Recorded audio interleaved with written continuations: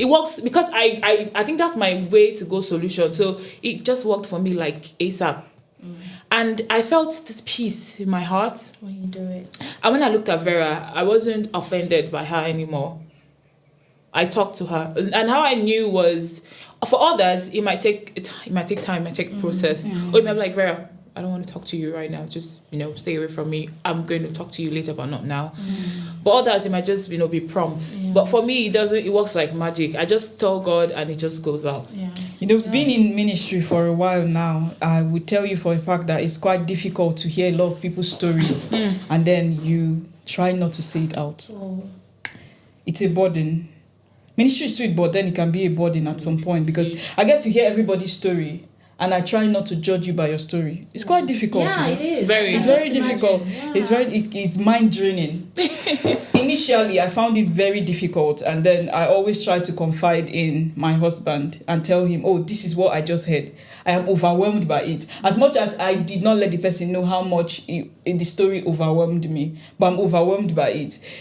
It's me going to church and picking up everybody's garbage. I'm going back home and it's more like I'm dumping it in my family. Yeah. So it took me a while to hear stories, garbages, take them home and then learn to dump them on God. Because this is my family. I wouldn't want your issues to become a problem. Because it started affecting my marriage at some point. So I had to learn to dump it. As I'm leaving the church, I'm dropping it there. I'm not taking it back home with me. And then I learned how to not to become a storyteller. Because being a storyteller also affects trust. I'm very careful with my circle. I have a very tiny circle. So I know that if I say this and I hear it, I know it's you. Yeah. And that's it. Because this is me having to shepherd a group of women. My sister, when I have a clique or I have a group that I'm trying to create a very good relationship with, and I'm very passionate about it. So if you tell me something, I won't be a storyteller to tell somebody else. And even if it's juicy, your gist can be juicy. Very sweet. You won't hear it outside. Yeah. I remember having like a marriage counseling section with somebody, and then the lady was telling me what she feels about this particular guy she wants to marry in church. And then she said a lot of things, and she asked me, what do I think? I said, I don't know this person you're asking me to tell you about. I said, I don't know anything about the person. You're in a relationship. My kind of relationship with this person is different from the kind you have with him. Exactly. So there are some things you would see, I might not see. So if you say this is what you're seeing, I will leave you to go ahead to pray. You were the person that said, God asked you to marry this person. So you're not deaf not to hear from God as well. Do you get my point? Sure. So I would leave you to say, oh, this is what I think about this person. But if you say this is what you're seeing, I'm not in that kind of relationship with this person. Yeah. So you might as well see it, but it's now left for you to sort out this relationship issue. So I try as much as I can to create trust among the people I am being in this kind of ministerial relationship I am in, where I don't get to storytell your tragedies or your good news. Or I remember somebody calling me when she had a very good news, and she was like, when she had this good news, she could only think about telling me because she was very confident that she won't hear it. I'm happy for you. You're sad. I'm sad with you. You're happy. I'm happy for you. But I won't go about, oh, did you hear? Nah. If I tell you, did you hear? Then know that the person gave me permission to say it. But then that's one thing that destroys a very good relationship. Being a storyteller. So to add to what PJ said, this now brings me down to loyalty and devotion. She said something about being in the ministry. She has heard a lot of things, about people. Yeah. And to me, I don't think that should be the character or the character of just people that are deep into the ministry. Like pastors and reverends and all that are into the fivefold ministry. That shouldn't be the characteristics of these people. That we need to be loyal to the people we relate with. Exactly. If someone comes to you in confidence, it's a privilege. Yes, you should see yourself as the privileged one. For someone to come to you to share a burden with you, it shows that the person trusts you. The person believes that you have an answer, you have a solution to him or her. Exactly. So you should consider yourself privileged for the person to see you and say, I want to see, this is what is bothering me. So you should pinch yourself, do everything possible to make sure that you are loyal and devoted to that person by not opening up your mouth and start. Have you heard? No, come on. That shouldn't be. Sweet one, sweet. But we know how to do that, ladies. You know, we don't let our heads down. No, there's a way to coin it. No. The particular friend I have in my circle, she's quite very justful. Juicy. That works too. So, she used to gist me a lot though. Have you heard? You're always listening. That's good. But then I noticed something. There's the time I told her something. I told her not to tell anybody. And then it felt like she did. Of course. I just felt it that she did. I came to ask and she said, no, I didn't say anything. I was like, okay. And there was a particular time that she came to me and told me something about another friend. Yeah. I was like, oh my God. Yeah.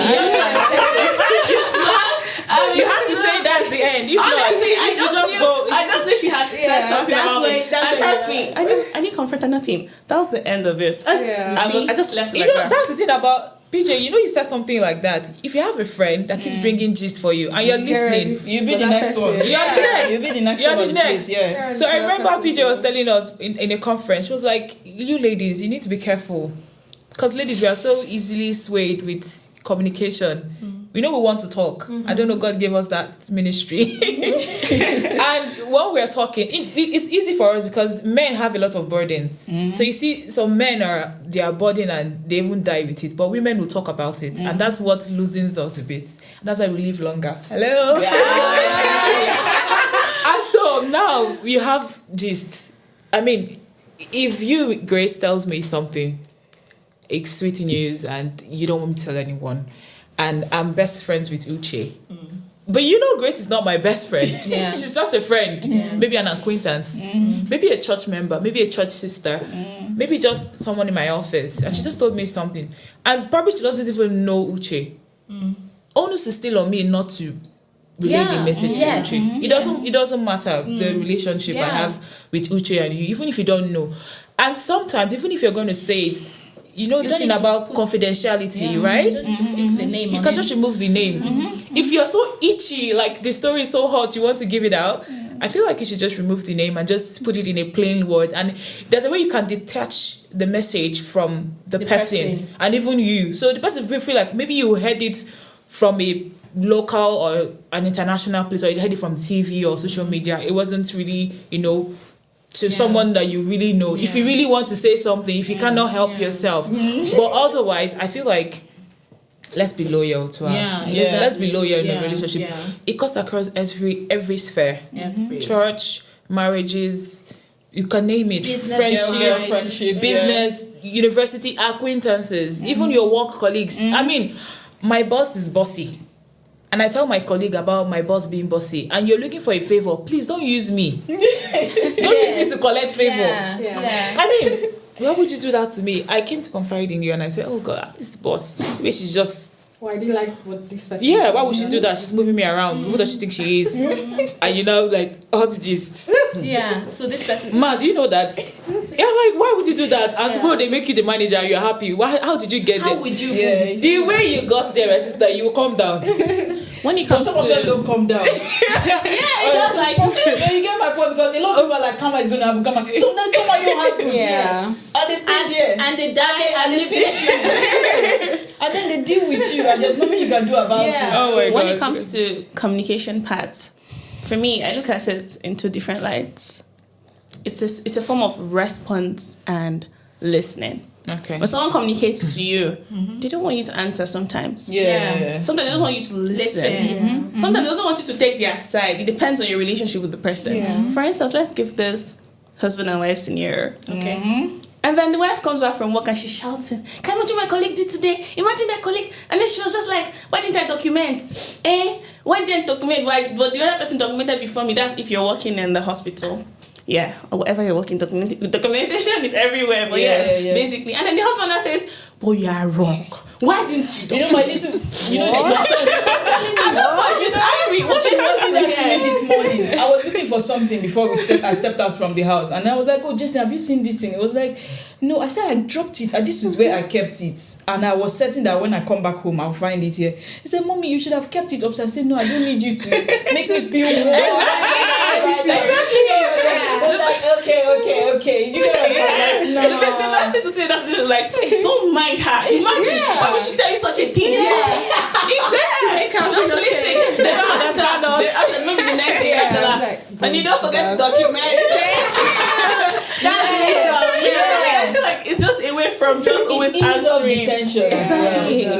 Because you have a lot to say and you want someone to talk to. Just listen to you. And just take Just take, I mean, you know me. You're my husband. You're my friend. I mean, take my side, please. True. There's no one here to judge it. Just So but he can actually do that. Yeah. What are we best friends for? Exactly. And afterwards, say, but you know what you did was not good. Now you know. But that aside, just take my side first, please. And I think approach to matters. Even if you're not doing it in like a very funny way, sometimes just being loving while you're correcting somebody makes a whole lot of difference. Exactly. Being like, but you know you should have. Sometimes even if you want to tell the person, you know you should have. There are better ways to say it so that the person doesn't feel bad. Because sometimes I feel like when you're having conversations with friends, especially, and they're just venting. Half the time, or just sometimes you know that they're wrong, you know, but you're just looking for the most loving way to just pass the message across. Yeah. Relax. I'm very blunt. She will bring this for you again. But she will bring that. I'm the one that will bring it to you. She will bring this for you. Bring it to Because again. and when she, that's the problem. When she had something to say. And that's where depression comes in, that slowly. Because they have a lot to say and there's nowhere to put it out. And now she knows that, Vera is going to shout on me, this one is going to judge, Uche is going to judge me, Grace is going to lash on me. Who can I tell? That's the thing about character. I think that when being blunt, if you're how do I put it now? Being blunt here, the girl would have that perspective and everything. But then at the same time, I take that back, I'm not blunt. But then, if I was blunt, wait. But then if I was blunt, but it's good as well. I know. But my point is that I'm trying to make a point, so I have to take that back. That I'm not blunt. We have to take it back. Exactly. Oh my god! So. Yes, so I think I'm not blunt. So the point is that at that point, what she wants from me is to maybe comfort her, whatever. But then I say it as it is. I'm helping her at that point. But then if I'm not blunt, I'm then babying her and everything. She might go back and do the same thing. No, you will correct her. You will. But that it won't be at the heat of the moment. Exactly. And you can correct her with love. Afterwards. Later, after telling her, oh no, this person did not do it well, she would have come to you first instead of going to report to the manager. After say yes, that's what I would have wanted. I would have wanted her to come and correct me first. Exactly. I'm taking it to the manager. That person did not try. That person did not try.